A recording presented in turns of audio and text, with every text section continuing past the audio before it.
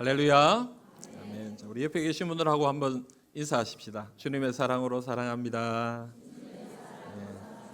아멘. 자, 우리 앞뒤로도 한번 인사하실까요? 주님의 사랑으로 사랑합니다. 예. 여러분, 우리는 지금 계속해서 사도 바울의 2차 전도 여행에 대해서 생각해 보고 있습니다.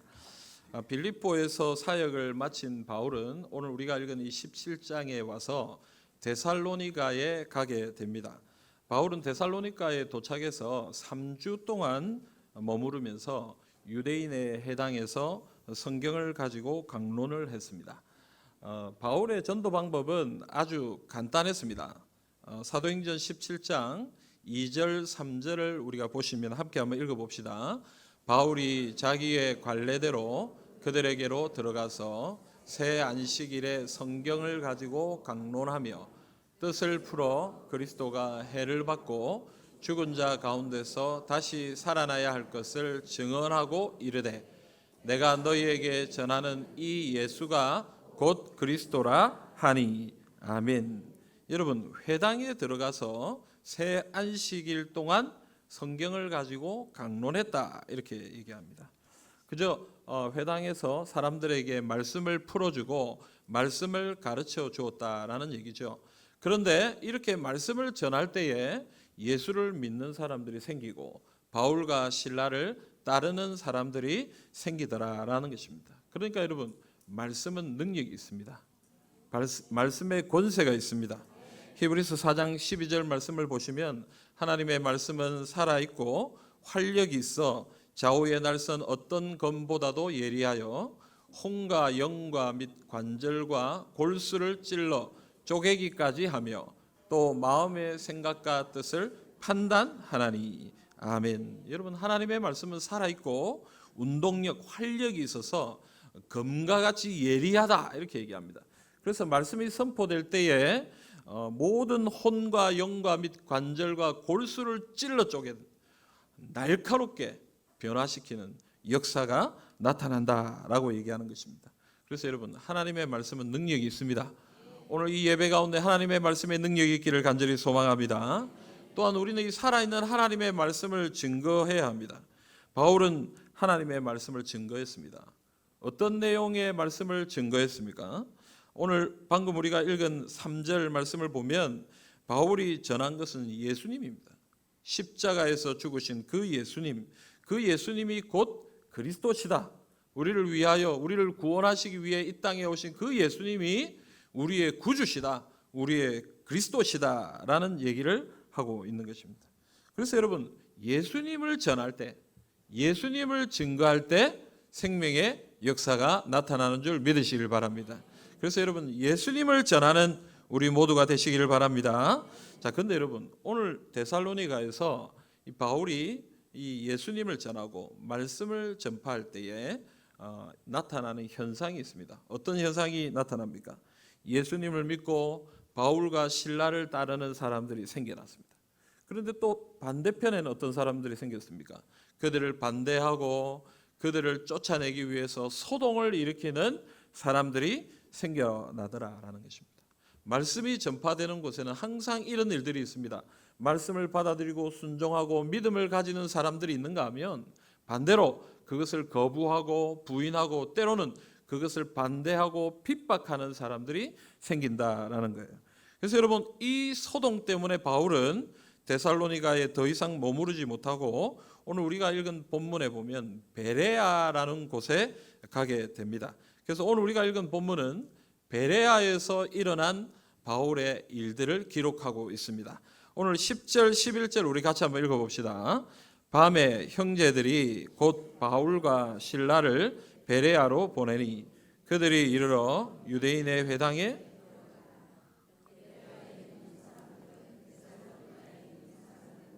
더 너그러워서 간절한 마음으로 말씀을 받고 이것이 그러한가 하여 날마다 성경을 상고함으로. 아멘.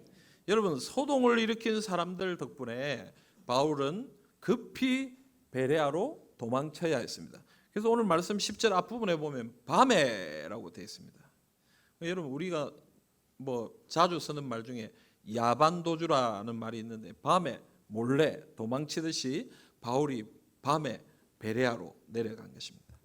자, 그런데 여러분, 이런 소동 가운데 베레아에 온 것임에도 불구하고 바울은 어떻게 했습니까? 베레아에 가자마자 유대인의 회당에 들어가서 베레아 사람들에게 말씀을 전하는 거예요. 여러분, 좀 이해가 안 됩니다. 사실은 좀 놀란 가슴도 좀 이렇게 깔아앉히고 조금 쉬고 이렇게 일을 할 수도 있을 텐데, 바울은 가자마자 회당에 가서 말씀을 전하는 거예요. 여러분, 예수님께서 전도자들에게 주신 말씀이 있습니다. 누가복음 10장에 보면 70명의 전도대를 파송하면서 예수님이 뭐라고 얘기하시냐면 이렇게 얘기하시는 거예요. 너희가 가서 너희 문을 두드려서 인사를 하면, 문안을 하면 너희들을 영접하는 자들에게는 들어가서 그들의 음식을 먹고 그들에게 말씀을 전하고, 너희들을 영접하지 않는 자들은 어떻게 하라고요? 들어갈 필요 없이 그냥 나와라.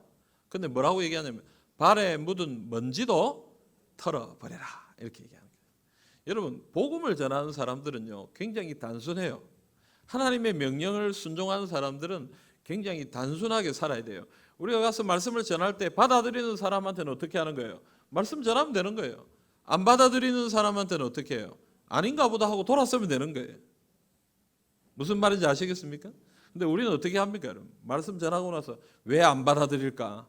내가 무슨 문제가 있을까? 나는 왜 이렇게 연약할까? 막 그러면서 고민하고 걱정하고 염려하는 거예요. 근데 여러분, 바울은 그런 거 없어요. 지금 소동을 당하고 왔지만 또 와서 어떻게 하는 거예요? 또 새로운 곳에서 가서 베레아에서 말씀 전하고 있는 거예요. 지금 말씀을 전하는 가운데 이 베레아에서 하나님의 은혜가, 하나님의 능력이 나타나고 있는 것입니다. 그러면 여러분, 복음을 전하는 삶은 단순한 삶인 줄 아시고 믿음으로 분명하게 살아가시는 우리 모두가 되시기를 간절히 바랍니다. 근데 여러분, 오늘 우리가 읽은 말씀에 보면 이 사도행전을 쓴 누가가 좀 독특한 이야기를 하고 있습니다. 어떤 이야기를 하고 있습니까? 베레아 사람들과 데살로니가 사람들을 좀 비교하고 있습니다. 베레아 사람들은 데살로니가 사람들보단 좀 더 너그럽고 간절한 마음으로 말씀을 받는다, 이렇게 표현하고 있죠. 데살로니가 사람들이 이 편지를 받는지 안 받는지는 모르겠습니다만 이 편지를 받다면 사실 좀 기분이 나쁠 것 같아요. 그렇잖아요? 좀 비교하고 있잖아요. 근데 여러분, 이렇게 비교하는 데는 이유가 있으리라 생각합니다. 뭐 그 이유는 성경에 나타나지 않아요. 하지만 어떤 특별한 이유가 있지 않겠습니까? 특별한 차이가 있든지 이렇게 비교의 표현을 쓸 만큼 데살로니가 사람들과 베레아 사람들이 차이가 있기 때문에 이런 표현을 쓰고 있는 것 아닌가 생각해 보게 됩니다.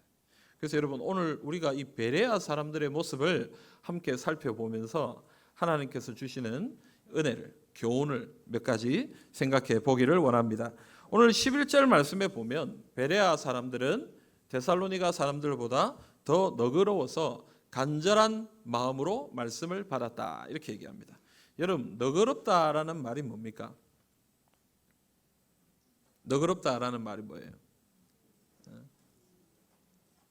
예? 예, 밖에 비가 오죠, 그죠? 예.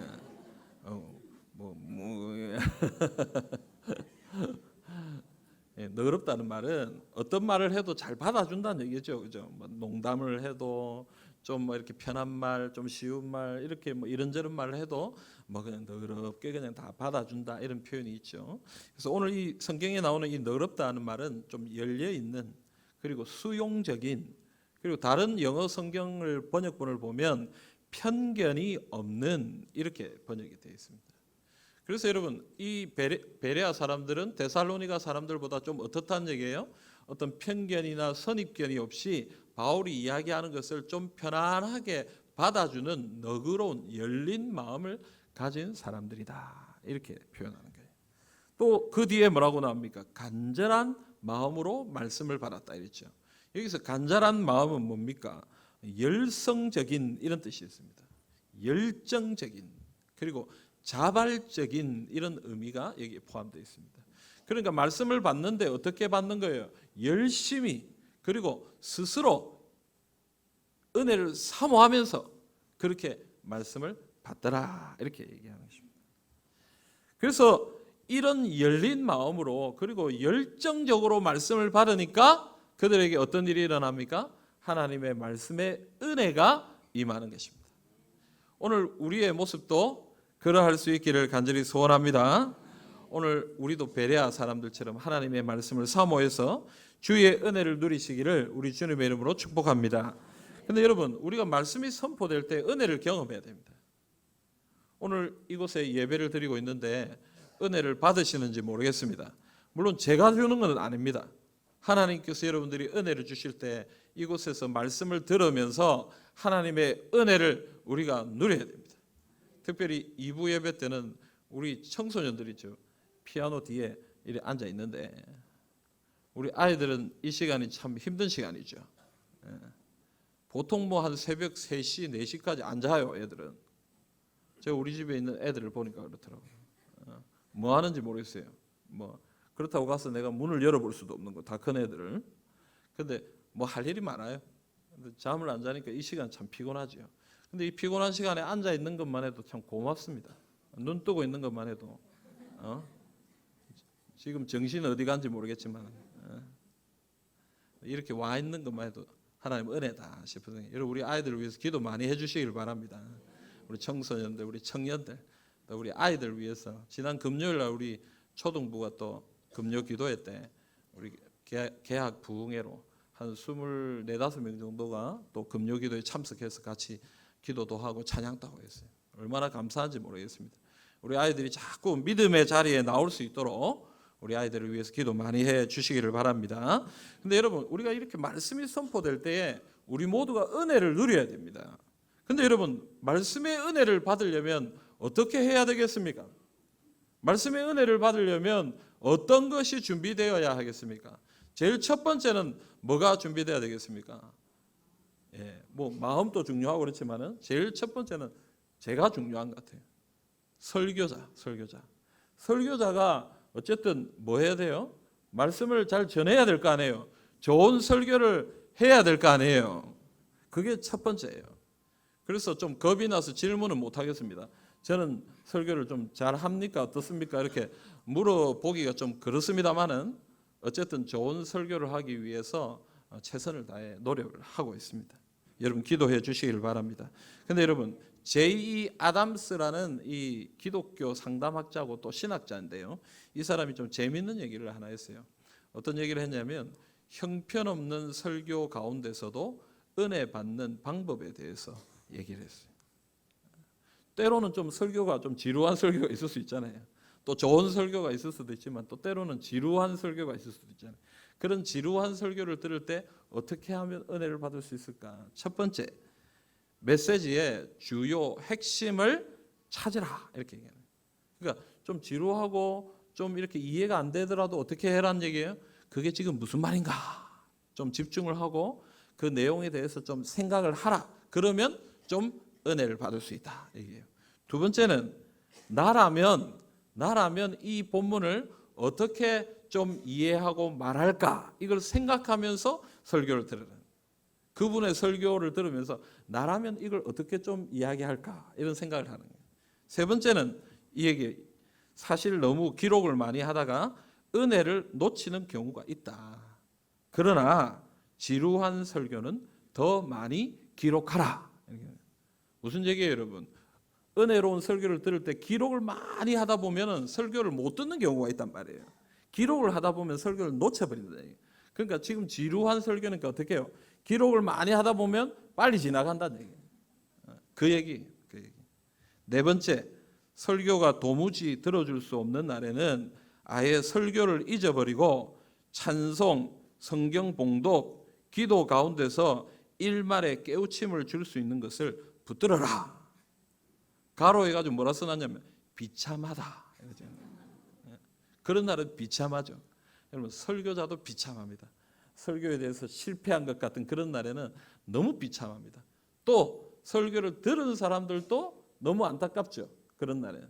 그러니까 설교 말고 다른 것에 좀 은혜를 받을 것이 없는가 집중해보라 이 말입니다. 다섯 번째는 뭡니까? 이단 같은 소리나 전혀 엉뚱한 말씀을 전하면 그 설교를 반대로 듣고 배우라. 스펄전의 회심 이야기를 기억하라. 스펄전이 어떤 교회에 갔다. 그날은 우연히 목사 대신 다른 사람이 설교했다. 설교하는 사람이 너무 설교를 못했다. 내가 하면 잘하겠다고 하면서 목사로 헌신했다. 무슨 말이에요? 스펄전이 교회 갔는데 그날따라 목사님 말고 다른 사람이 설교한 거예요. 근데 그 사람이 너무 설교를 못하는 거예요. 그래서 이 스펄전이 속으로 아니 내가 목사가 되면 저거보다는 설교 잘하겠다. 난 목사 돼야 되겠다. 이렇게 회심하고 결심했다는 얘기예요. 그러니까 여러분 반대로 생각해보라 이 얘기예요. 마지막으로 30년 동안 회당에 앉아 말도 안 되는 설교를 들으신 예수님을 기억하라. 여러분 예수님이 하나님이신 그분이 이 땅에 오셔가지고 30년 동안 회당에서 율법 교사들의 말을 들었을 거 아니에요. 때로는 엉터리 같은 이야기도 하고 잘못된 이야기도 가르치는 그분들의 이야기를 들으면서 예수님이 참고 인내하셨는데 그 인내를 기억하라 이렇게 얘기해요. 여러분 이 이야기가 우리에게 주는 내용은 무엇입니까? 여러분 어떤 상황과 형편 가운데서도 뭘 받아야 된다는 거예요? 은혜를 받아야 된다 이 얘기예요. 또 때로는 우리가 사람이기 때문에 설교를 준비한다고 준비하지만 때로는 부족한 것이 있을 수도 있는 거예요. 그러나 그런 가운데서도 우리는 하나님의 은혜를 사모하고 주님 앞에 나아가야 된다라고 얘기하는 것입니다. 또한 한편으로 이 이야기가 우리에게 주는 얘기는 무엇입니까? 설교를 준비하는 것이 참 쉽지 않다는 거예요. 좋은 설교를 준비하는 것이 쉽지 않다는 얘기예요. 특별히 우리 한국 교회의 현실 가운데 일주일에 몇 편의 설교를 해야 되는 그런 목회의 현실 가운데서 목사님들이 교육자들이 좋은 설교를 준비하는 것이 사실은 쉽지 않다. 그 얘기를 하고 있는 것입니다. 그래서 여러분 기도해 주셔야 되는 거예요. 설교자들을 위해 기도해 주셔야 되는 거예요.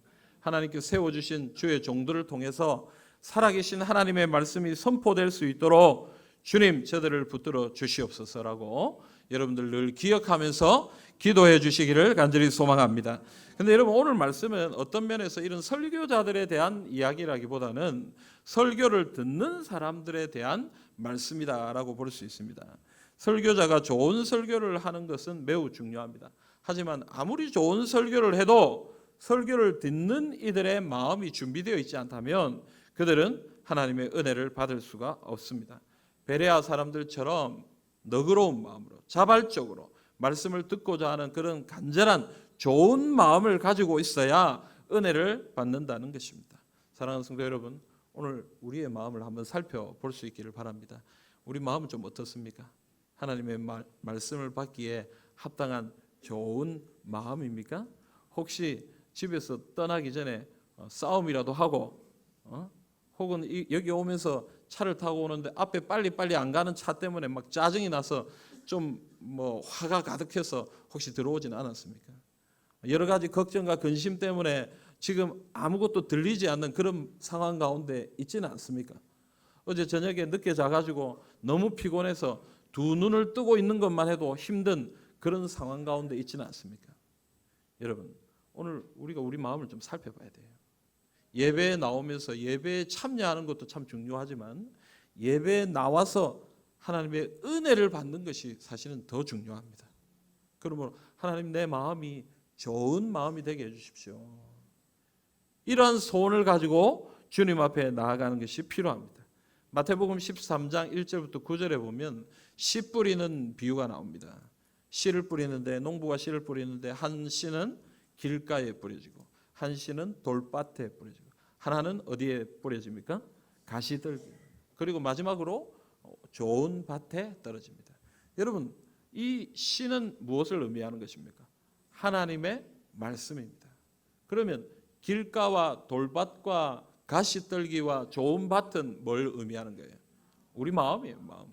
그래서 길가와 같은 마음에 씨가 뿌려졌는데 어떻게 됩니까? 새가 와서 그 씨를 물어가 버립니다.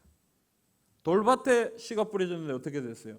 돌밭이니까 뿌리를 내릴 수가 없어요. 싹이 트긴 트는데 해가 떠버리니까 그냥 말라 죽어버립니다. 가시떨기 나무에는 어떻습니까? 뿌리를 내리긴 내렸습니다. 자라려고 하는데 가시들이 다 막고 있습니다. 그래서 죽어버리는 것입니다. 그러나 좋은 밭은 어떻습니까? 어떤 것은 100배, 어떤 것은 60배, 어떤 것은 30배의 결실을 맺더라라고 얘기하는 것입니다. 그래서 여러분, 좋은 마음밭을 가질 때에, 좋은 마음을 준비하여 하나님 앞에 나아갈 때에 하나님께서 열매를 주시고 은혜를 내려 주시는 것입니다. 오늘 이 자리에 있는 우리 모든 성도님들이 옥토와 같은 좋은 밭과 같은 마음을 가지시기를 주님의 이름으로 축복합니다.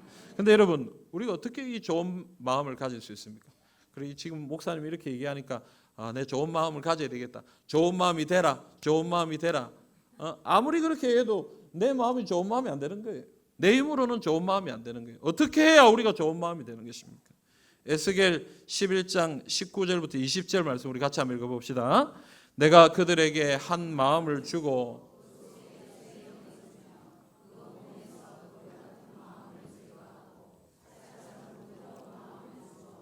내 율례를 따르며 내 규례를 지켜 행하게 하리니 그들은 내 백성이 되고 나는 그들의 하나님이 되리라. 아멘. 여러분, 뭐라고 얘기하는 거예요? 주님이 너희 속에 새 영을 주며 그 몸에서 돌 같은 마음을 제거하고 살처럼 부드러운 마음을 주신다. 이렇게 얘기해요. 누가 주시는 거예요? 하나님이 주시는 거예요. 하나님이 우리의 마음을 기경하여 주셔서 우리 속에 있는 딱딱한 것들, 돌처럼 딱딱한 것들을 제거하여 주시고 성령을 부어 주셔서 살처럼 부드러운 마음을, 너그러운 마음을, 열린 마음을 허락하여 주신다라고 얘기하는 것입니다. 그래서 여러분, 하나님 앞에 기도해야 돼요. 하나님, 내 마음을 부드럽게 해주십시오. 내 마음을 좋은 밭이 되게 해주십시오. 성령을 부어주십시오. 그렇게 기도하며 주님 앞에 나갈 때에 하나님께서 주시는 은혜가 있는 것입니다. 사랑하는 성도 여러분, 예배 때 일찍 나오십시오. 그렇게 얘기합니다. 왜 그렇게 얘기합니까? 왜 일찍 나오라고 얘기합니까? 자리가 없어서입니까? 또 늦게 나오면 설교하는 사람들도 불편하고 또 안내하는 사람들도 불편하니까 그렇게 일찍 나오라고 얘기하는 것입니까? 물론 그런 것도 없지 않겠지만 왜 일찍 나오라고 얘기하는 거예요? 일찍 나와서 하나님 앞에 기도하는 거예요. 하나님, 내 마음을 만져주십시오. 하나님의 말씀을 받기에 합당한 마음으로 나를 붙들어 주십시오 하고 기도하는 거예요. 찬송하면서 하나님, 성령을 부어주십시오. 하나님의 은혜를 사모합니다 하고 주님 앞에 나가는 거예요. 그때 우리의 마음이 준비되는 거예요. 성령님이 우리 가운데 은혜를 주시는 거예요. 그래서 일찍 나와서 기도하고 찬송하며 주님 앞에 나가야 되는 것입니다. 사랑하는 성도 여러분, 예배 때마다 주님 앞에 기도하시고 찬송함을 통해서 부드럽고 좋은 마음의 밭을 가지시기를 주님의 이름으로 기원합니다. 계속해서 베레아 사람들은 바울의 설교를 듣고 이것이 그러한가 하여 날마다 성경을 상고했다 이렇게 얘기합니다. 여러분, 이것이 그러한가 하여라는 말의 뜻은 무엇입니까? 이것은 바울의 말이 사실인지 아닌지 생각하고 살폈다 이런 의미입니다.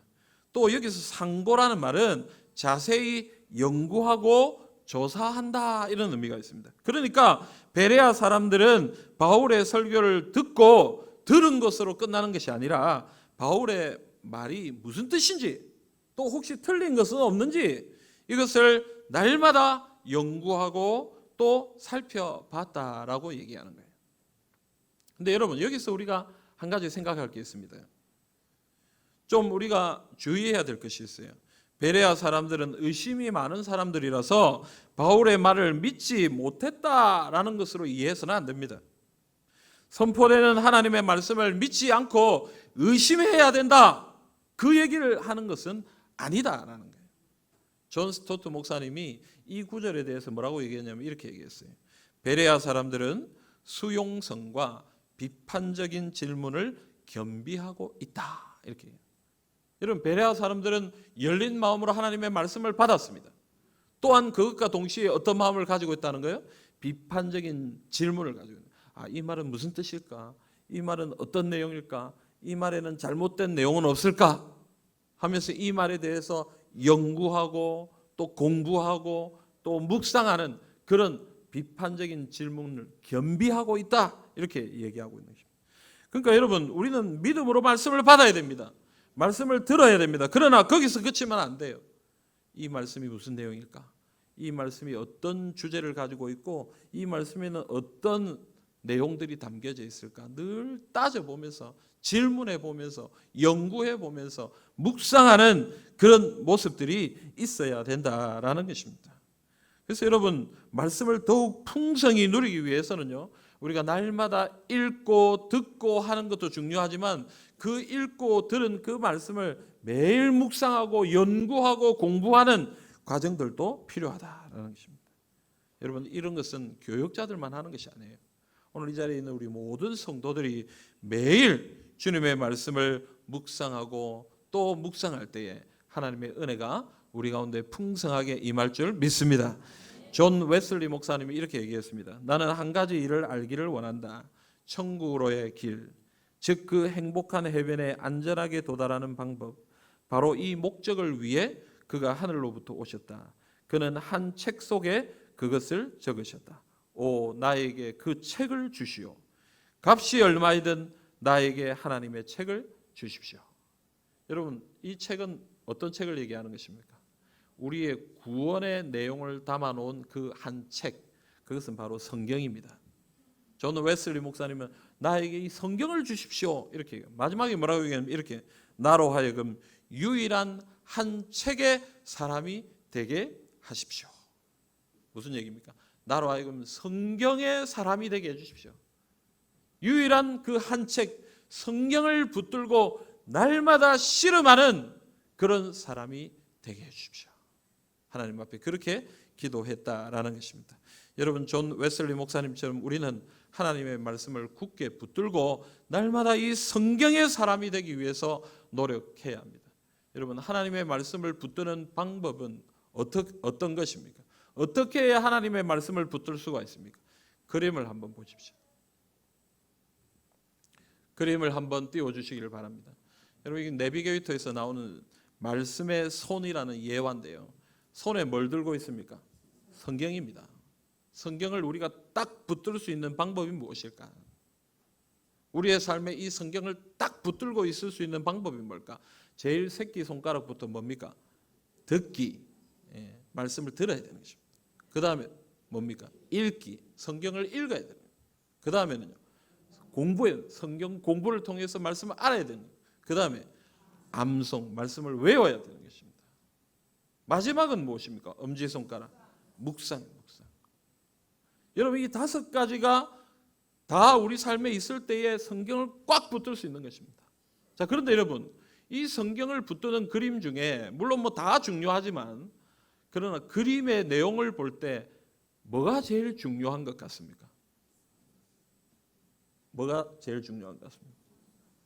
묵상이 중요해요. 왜요? 엄지손가락 나와보세요. 내 손가락으로 아무리 붙잡고 있어도 성경이 떨어질 수밖에 없는 거예요. 예? 반대로 들으라고? 꼭 생각, 지금 저런 생각이 너그럽지 않은 생각이에요. 참 여러 가지 생각 많이 합니다. 응? 그래, 여러분, 뭐 요래도 들 수는 있겠네. 그래도 이래 잡아야지, 그죠? 예. 근데 여러분, 이 묵상을 한번 듣고 읽고 공부하고 암송하는 이 모든 것을 가지고 우리가 뭐 해야 되는 거예요? 묵상하는 거예요. 매일 묵상해. 이 말씀이 뭔가? 도대체 이게 무슨 뜻인가? 이걸로 우리가 뭘 해야 될까?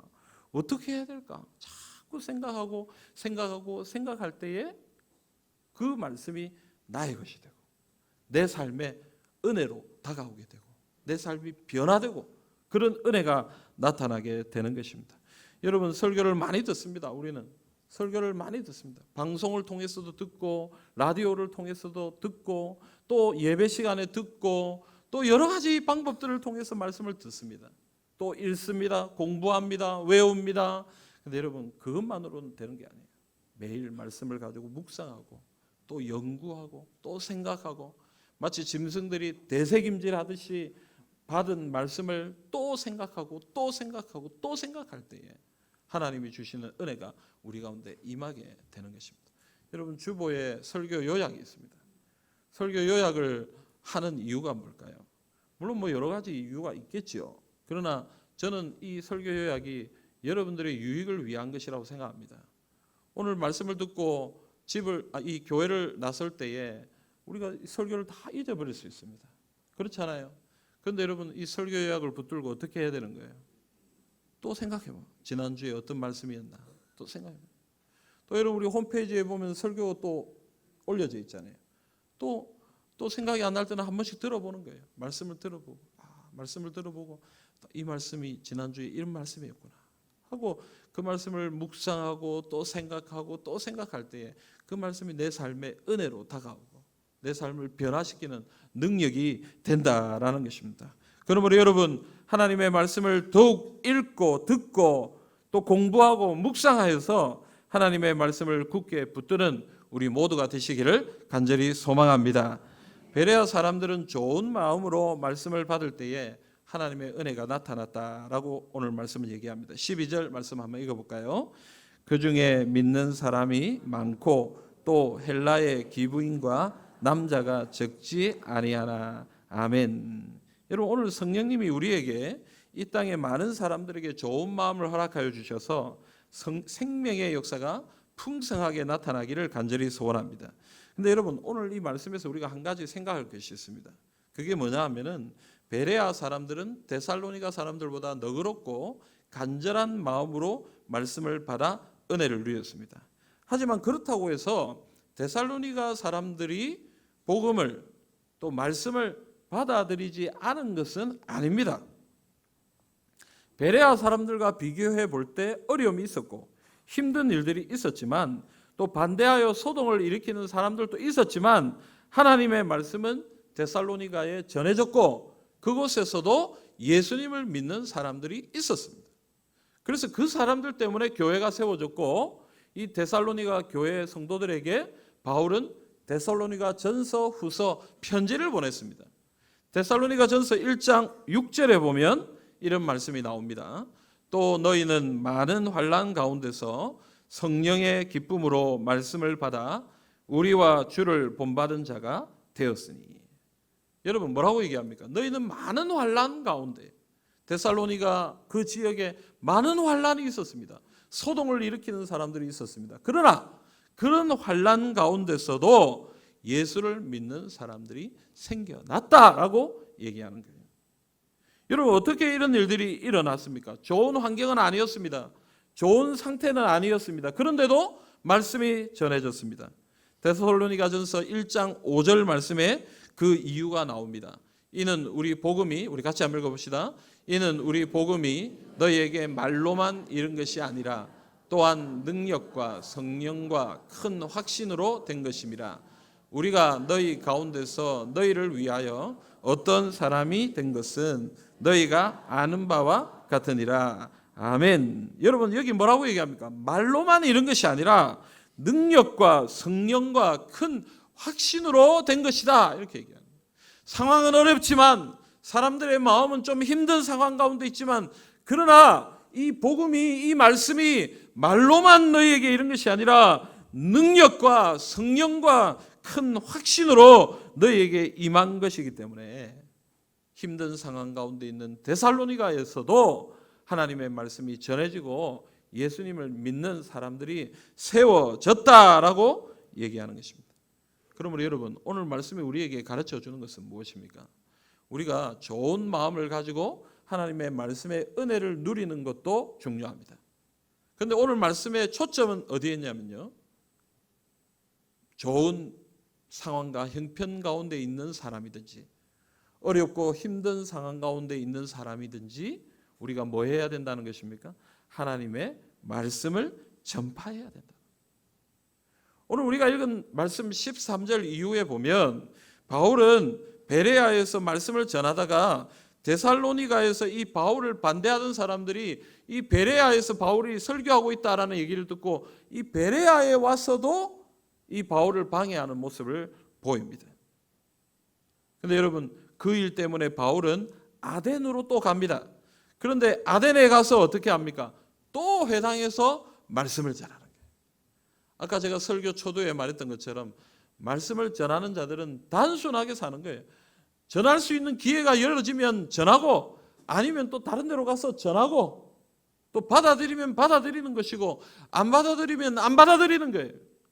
여러분 상황이 어떠하든지 좋은 마음을 가지고 있든지 아니든지 우리가 해야 될 일은 무엇입니까? 말씀을 전파하는 것입니다. 말씀을 전하는 것입니다. 그래서 바울은 자신의 영적인 아들인 디모데에게 이렇게 얘기합니다. 디모데후서 4장 1절 2절 우리 힘있게 한번 읽어봅시다. 하나님 앞과 살아있는 자와 죽은 자를 심판하실 그리스도 예수 앞에서 그가 나타나실 것과 그의 나라를 두고 엄히 명하노니 너는 말씀을 전파하라. 때를 얻든지 못 얻든지 항상 힘쓰라. 범사의 오래 참음과 가르침으로 경책하며 경계하며 권하라. 아멘. 여러분, 바울이 디모데에게 뭐라고 얘기합니까? 때를 얻든지 못 얻든지 너는 말씀을 전파하라. 그 사람들이 좋은 마음을 가지고 있든지 그 사람들이 악한 마음을 가지고 있든지 그런 건 상관없이 어떤 때든지 어떤 상황이든지 너의 할 일은 무엇이냐면 말씀을 전파하는 것이다. 그러면 하나님이 역사하실 것이다. 그렇게 얘기하고 있는 것입니다. 사랑하는 성도 여러분, 좋은 마음을 가진 사람이든지 아니든지 좀 우리가 말씀을 전하기에 합당한 형편이든지 아니든지 그런 것 신경 쓰지 말고 우리에게 주신 사명이 무엇이냐면 하나님의 말씀을 전파하는 것입니다. 어떤 때든지 하나님의 말씀을 전파하는 것입니다. 하나님의 말씀을 전파할 때에 하나님이 역사하시는 것입니다. 그래서 주의 말씀에 은혜 받는 자들이 생겨나게 하시는 것입니다. 그러므로 여러분 이 말씀을 굳게 붙드시고 주님이 주신 이 말씀을 어떤 상황 가운데서도 힘있게 증거하시는 전파하시는 하나님의 백성들이 다 되시기를 우리 주님의 이름으로 기원합니다.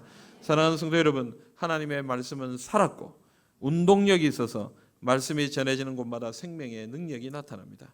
하나님의 말씀은 어떤 상황 가운데서도 증거되고 역사합니다.